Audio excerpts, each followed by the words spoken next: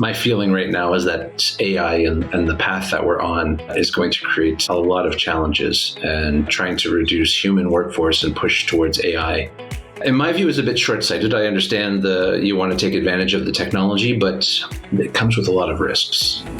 I think everybody faces a little bit of imposter syndrome. I don't think that's specifically female-dominated, but I think there's a bit more of it from that side, which is amazing to me because always the people I speak with are so amazingly talented and smart and educated. And I always think, oh, they can do my job better than me, I'm sure of it. But they're just lacking a little bit of confidence, and they feel reluctant to jump into those types of challenges. And if I could give a little bit of my confidence to them and push them in any direction that they want to go, I would. Everybody needs cybersecurity training, and I think as long as you're an advocate for improving everybody's knowledge in cybersecurity, whether it be employees or boards or everybody, and you're just your community, having that strong mindset and wanting to share that information and push secure solutions and be an enabler for security, I think is critical for success. Shifting people's mind from cybersecurity being a technical discipline only and thinking about how it supports business and how business is driving cybersecurity for our protection for that business is important as well.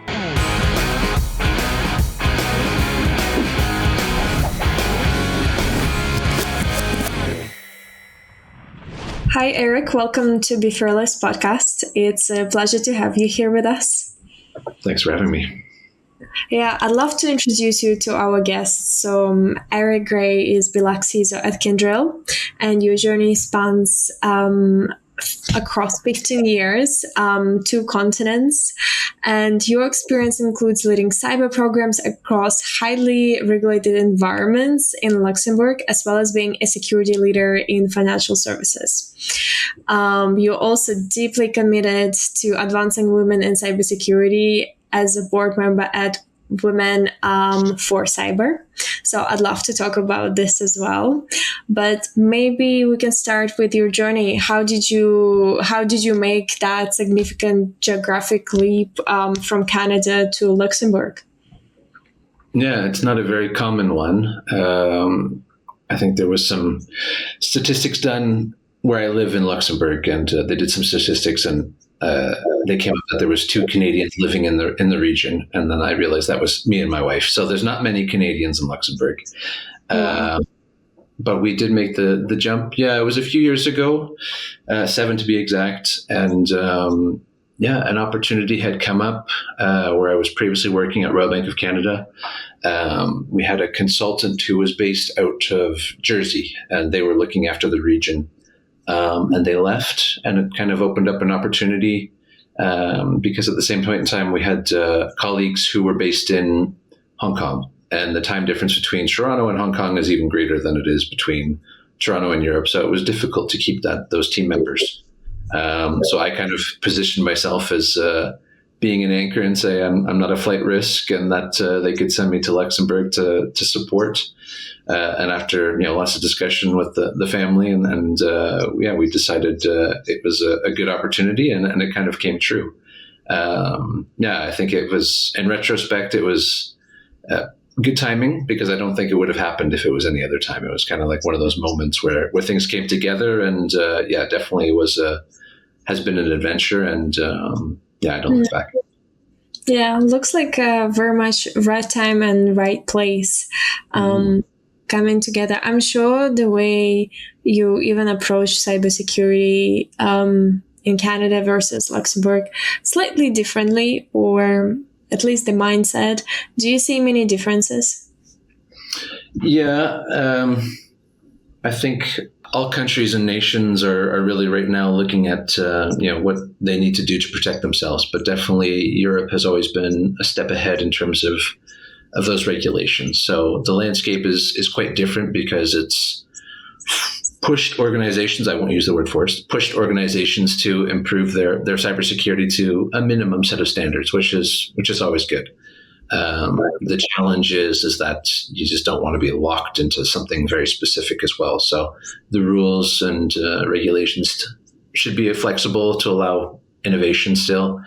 But definitely the regulatory landscape in Luxembourg and Germany and Belgium very different than in Canada at the time. Yeah, I can imagine. So at your current role in Kyndryl, your customer technology advisor, in addition to CISO, what does it entail? What exactly does it mean?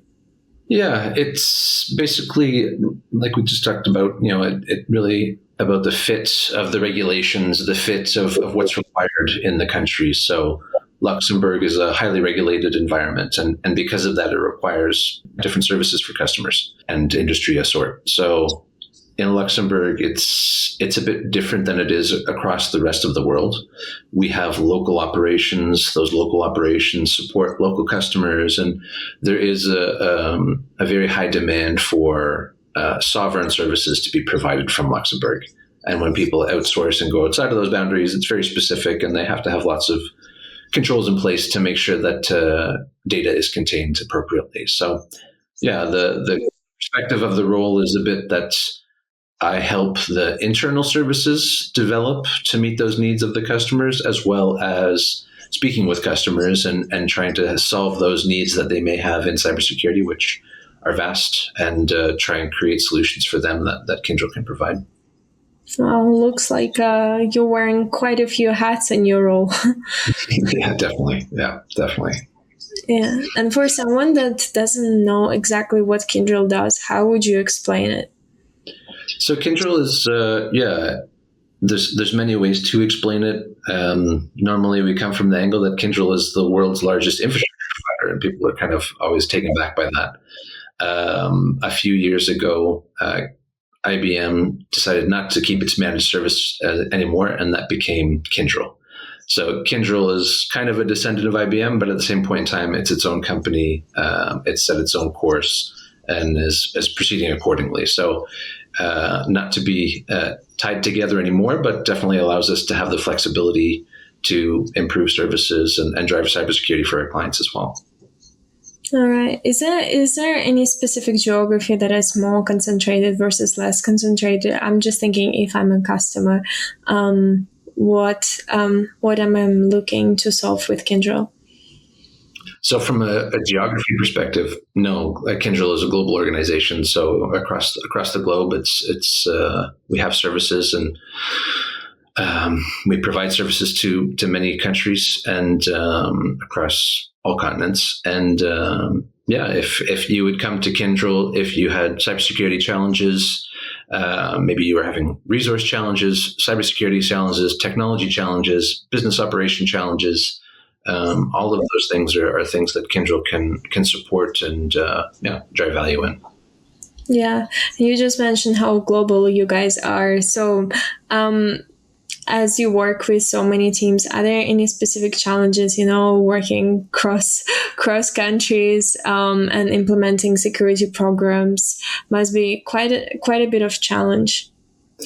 It can be. I think we have a really good culture of remote work. So lots of people are used to working remotely from each other. There are office locations where people do work together, and we take advantage of kind of both environments. But I think the global nature is kind of built into the culture. So Kyndryl is used to those things. And sometimes it can be difficult to pinpoint specific individuals in a large organization like that. But I think that's a challenge all organizations of certain sizes face, and nothing specific to Kyndryl. So for us, it's about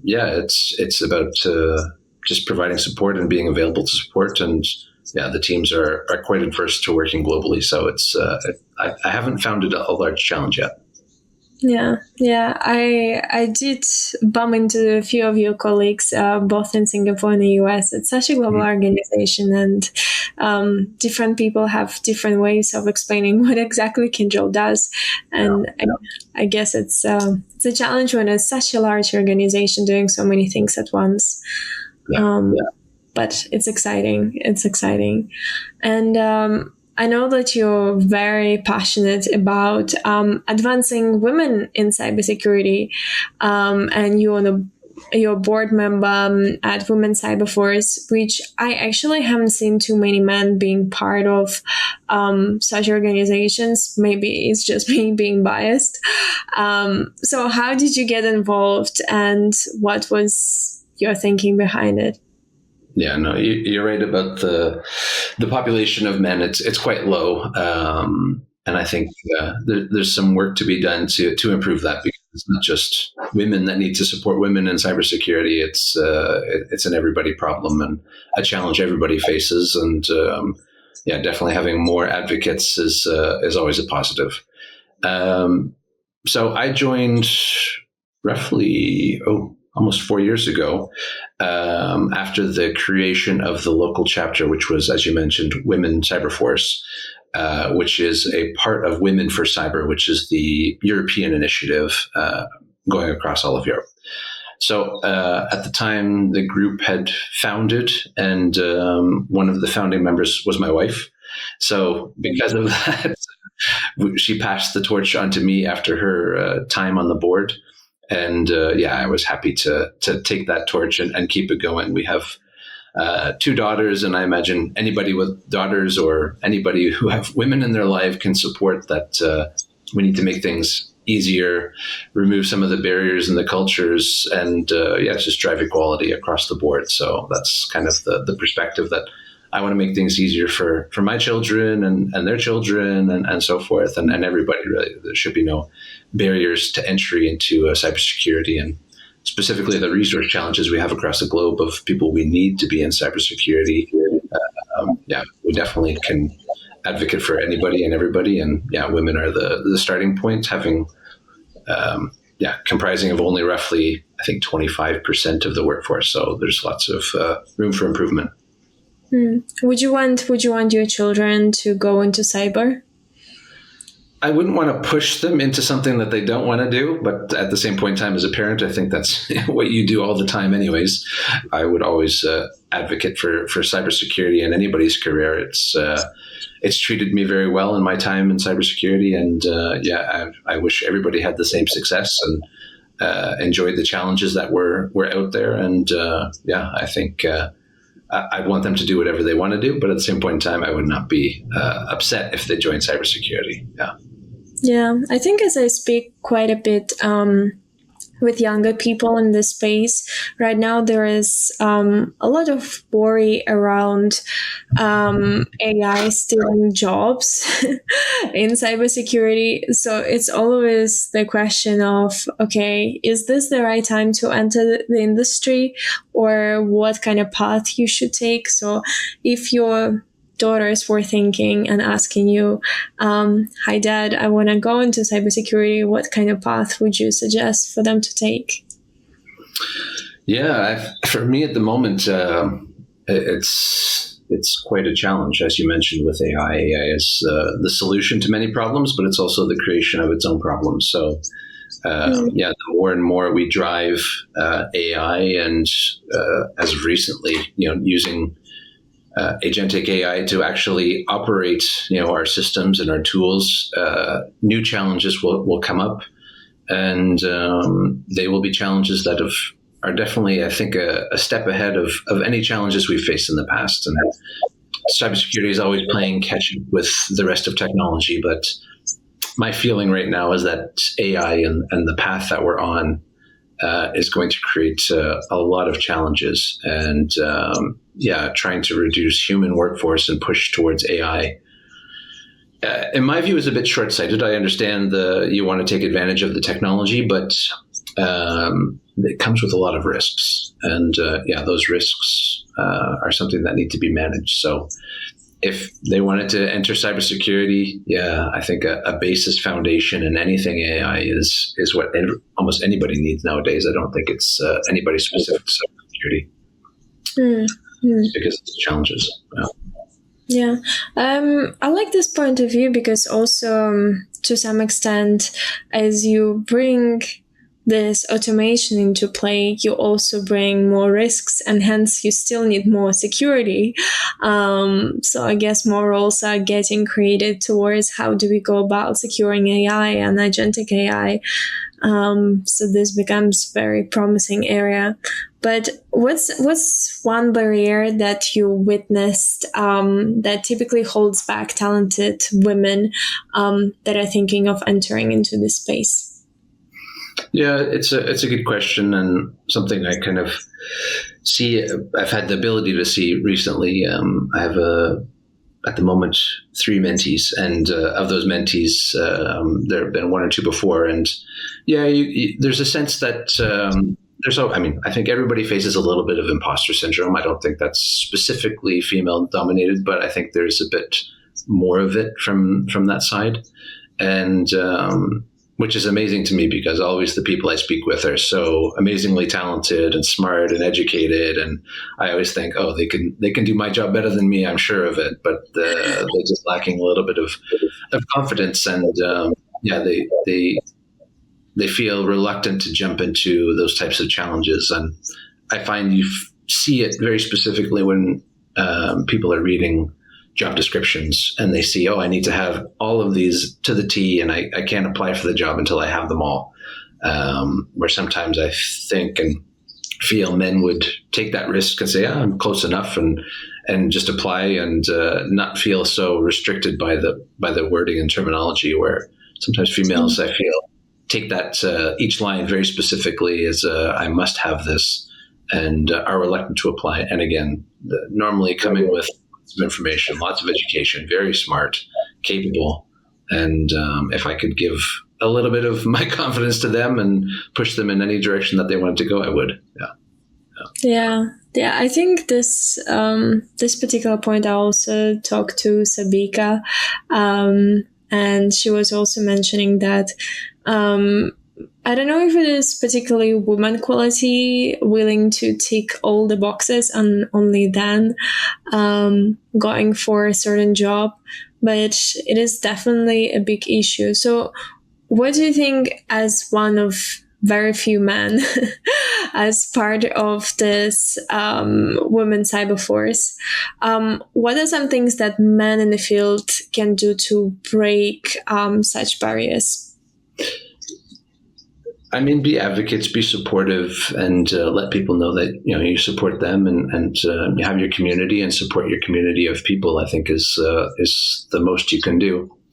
I think a lot of the challenges also stem from things that are outside of any one individual's control. So, I mean, the culture and upbringing of a lot of women forces them to be or turns them to be risk adverse, and there's always that saying, boys will be boys, because boys can take risks. And there's just a slogan that goes with it, boys will be boys, and now it's accepted. But I don't think it's always the same when parents are speaking with, their daughters, and they have a different view. Oh, you don't take those risks. And there's a culture that is embedded that's very difficult to take out quickly and identify specifically. I don't think there's any one view that applies to every single female out there. So, yeah, I mean, if I could give advice to anybody, it would just to be an advocate, support your community, share your success with others, and just help.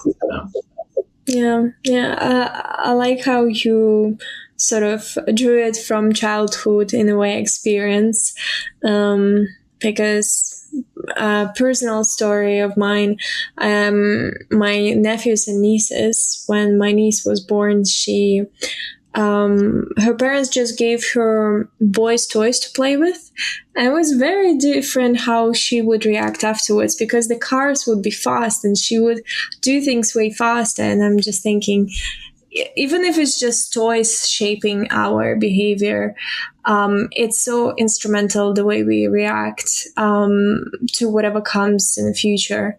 So, yeah. It shows itself later as well. I mean, I was at a convention here in Luxembourg, and it was put together by the university, and they were showing the challenges of females who are entering any type of STEM program, not specifically cybersecurity. And a lot of them said, first of all, they enter the classroom, there's 4 women and all the rest are men. And then after the first year, it's 3 women. After the second year, it's 2 women. And by the end, there's really only 1. So it's hard to see yourself in those environments where there's just no female representation. So it can be a challenge. And the other challenge that was that it hit me quite hard was, when mothers would say, oh, don't go into cybersecurity, or that doesn't sound like a job for a woman, you shouldn't do that. And, they mean well. Everybody means well. I don't think there's maliciousness behind it, but at the same point in time, it leads people down a path of, oh, maybe I shouldn't do that, or they feel they don't have the support from their parents, even though I think they would. It's just it's not easily seen on the surface. Yeah, I think it would be amazing if we have attackers that target both men and women.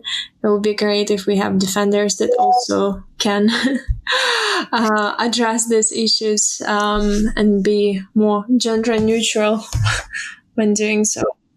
So you're also treasurer of the ISC2 BeLux chapter.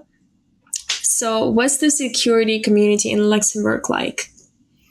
In Luxembourg is very good. Yeah, there's a few things. One of them is I didn't have on my resume actually yet, which is there's a new identity group, a security identity group, which we've put together in Luxembourg as well, myself and another founder. It's called Identity Beer. And while it sounds like it's about identifying beers in a taste test, it's really about meeting other security professionals over a beer. And it's something that was started in roughly around December. And it's grown quite a bit. And we have a really good community of people that come out and cross-pollinate with the Women's Cyber Force as well. So it's a good community, very supportive. Most industry here are supportive, and as well as the government organization. So we get a lot of support, and we're able to do many things. And on the Women's Cyber Force side, I didn't mention it, but we also fund scholarships. So it's all the benefits go back into the community. And IC2 is another great group of people, a bit less active specifically in Luxembourg, but I think the other groups make sure that people are engaged if they want to be engaged. Yeah, you also volunteer as a virtual CISO for humanitarian NGOs. How does securing a nonprofit organization differ from securing an enterprise? And what drives your commitment to this cause?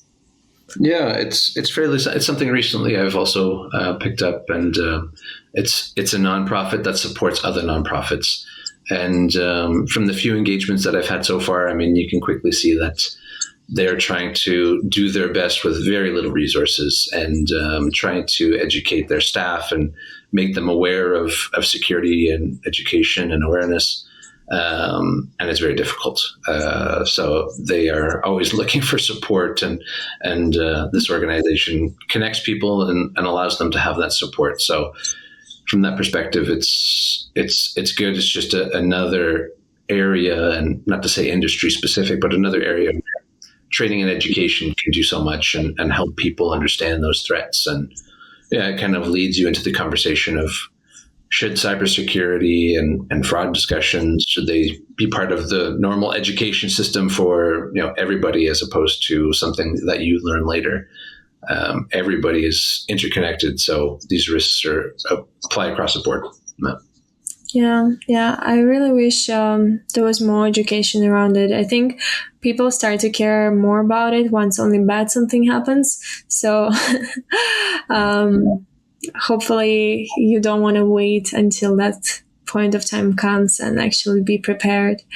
I'd love to talk more about security. So you've worked across highly regulated environments. Do you think that's a boon for security? Yeah, as we've kind of mentioned, it's a both. It can create that minimum set of controls that everybody needs to have, right? It raises the minimum bar of cybersecurity that organizations need to have.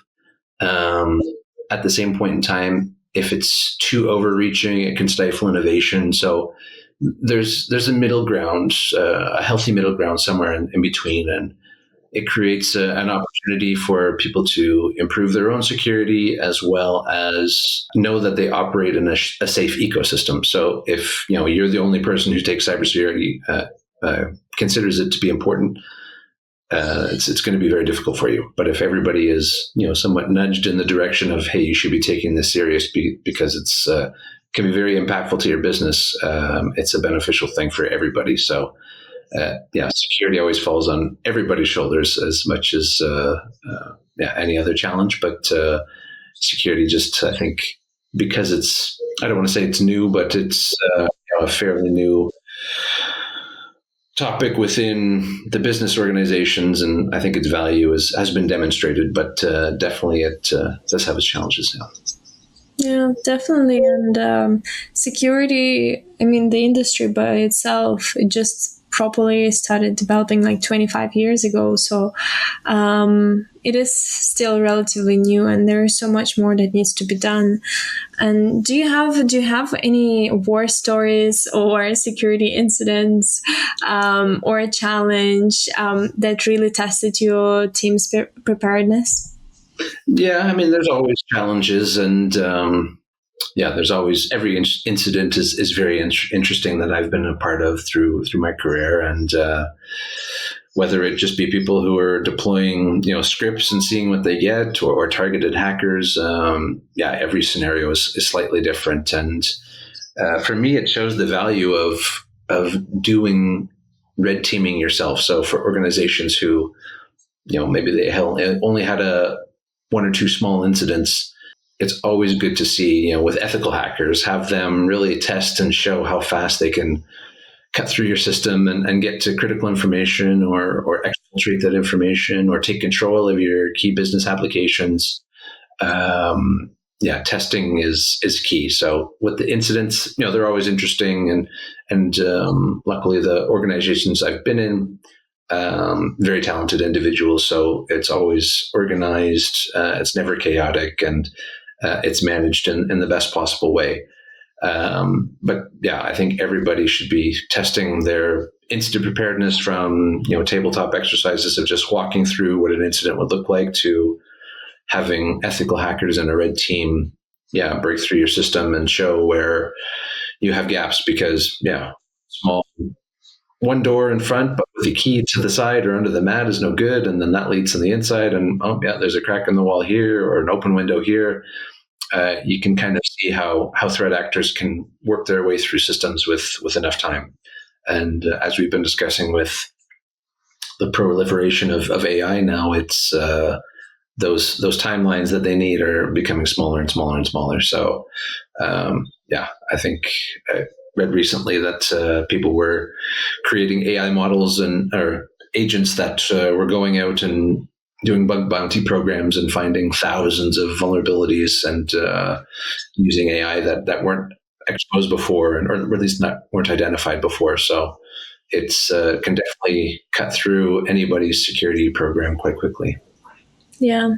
I think AI recently became the number one hacker in the world. So this is the best time to focus on this threat actor. And with thousand employees spending like so much time on the browser and conducting their work on the browser, how much do you think right now browser security as a concern, given that there are so many attacks today that live and die on the browser itself? Yeah, the browser is a tool that everybody is using, and as we see recently now that these AI organizations are pushing their programs and their AIs, their models onto browsers, with a number of AI browsers that have been launched that give you not just the ability to speak with AI as you're browsing, but also interact and execute actions on your behalf. And it sounds good, but then you think about all these risks, like all the data it's collecting on you, all the data that it's watching what you're watching and seeing what you see. You also give it access into your systems and your email and your personal life. And they're no longer really passive where you can just discuss things with them. As we mentioned, they're very active, and agent-based ones are executing commands, and without controls and without security in the background, it's going to be a big challenge for everybody, because it's just a new avenue for access to anybody's life. How do you see security leaders addressing this issue? How they will go about responding to it? Because I think it becomes almost inevitable with the development of technology. You have to react so fast. How do you see leaders responding to it? Yeah, I think everybody has the challenge of keeping pace, right? Security is always trying to catch up with technology, and we're in that same scenario right now where we need to figure out what's the best approach to secure AI while giving people access to the benefits. So I think most leaders are having that similar conversation, and they want to leverage AI in their business processes and applications and technology to get those advantages. But at the same point in time, as we've mentioned through the conversation, that it creates a lot of risks, and giving access to these AI programs can, as we've talked about before, the vulnerabilities, show and cause many vulnerabilities. So I'm hoping most leaders are talking about this. I can't. I'm not at the board table of every organization, so it's hard to know exactly what the conversation is. But it should be definitely about how we use AI, but at the same point, how we secure it and protect ourselves. So I think it's a challenge for everybody, and yeah. Yeah, I know that a few security leaders, they adopt some of these draconian measures where they go about completely disabling AI, either ChatGPT or any potential agents. Would you see this as a strategy that you'd also, let's say, adopt at Kyndryl, or if you would make decision, whichever company you're part of, would this be measures that you go for? No, Kyndryl specifically is about enablement, and we have a very good cybersecurity program, and very focused on zero trust. So, in addition to having strong security controls, we isolate. Use microsegmentation, multi-factor authentication, and checkpoints and validation, and continuously check, for authentication and making sure who's operating the systems are who's operating the system are the ones who are meant to be doing that. But it's definitely a challenge for the rest of for everybody else. Even Kyndryl, it's a challenge dealing with AI. And the marketplace that's even around AI is quite extensive. So, as we've mentioned, using browsers and speaking with language models, there's a whole set of tools you can deploy nowadays that prevent data leakage through conversations with AI models. You can monitor for how your AI is operating, making sure that nobody's abusing the resources of your AI that it's been given. So there's a huge marketplace of AI protection tools that are available now, and in conjunction with strong controls, good hygiene across the board has always been critical. It's still critical, and applying good hygiene to AI for your business is the same case where everybody needs to do that as well. So.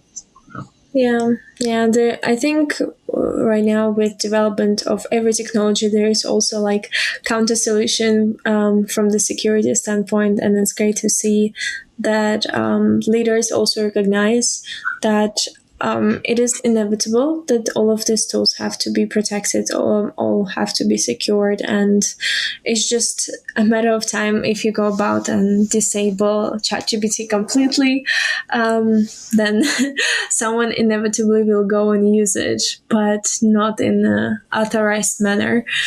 So for our listeners who are CISOs or aspiring to be CISO, what's one unconventional piece of advice you'd share about building and leading security programs? I think we've touched on a lot of them. Everybody needs cybersecurity training, and I think as long as you're an advocate for improving everybody's knowledge in cybersecurity, whether it be employees or boards or everybody, and your community, I think having that strong mindset and wanting to share that information and push secure solutions and be an enabler for security, I think is critical for success. Shifting people's mind from cybersecurity being a technical discipline only, and thinking about how it supports business and vice versa, how business is driving cybersecurity for or protection for that business is important as well. So, yeah. Yeah, absolutely. Eric, so we have this little tradition on our podcast where typically our previous guest would ask question to the next guest. So our previous guest was also quite concerned around AI agents. So the question will be around AI agents. It's more from the ethical standpoint. How, when it comes to governance, unintended consequences, and potential misuse, how do you think we can protect ourselves from what they might be capable of? That's a challenging question, and I don't know if there's a small answer for that wouldn't take us into a master thesis and get us a degree somewhere. Yeah.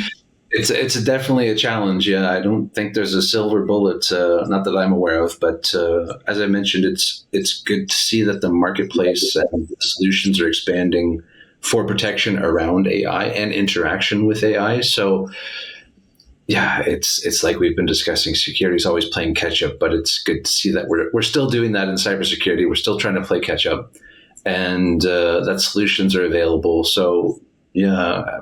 I think we've talked through a lot of those points where it's, good hygiene, good cybersecurity testing, being prepared for incidents because they're going to happen, and have strong controls. And in the question mentioned governance, having governance of how you're managing your own cybersecurity. Is it still in your risk appetite? Or are you using it effectively? So. Yeah, it's a good question, and it's only leading me to more questions. Unfortunately, I don't have a silver bullet answer, which I don't think anybody would, but yeah. Yeah, I really don't think anyone has like a perfect answer to it. Even those people that are working on these tools don't have probably the perfect answer to it. So this is just the kind of unpredictability we have to live with. What question would you like to ask to our next guest?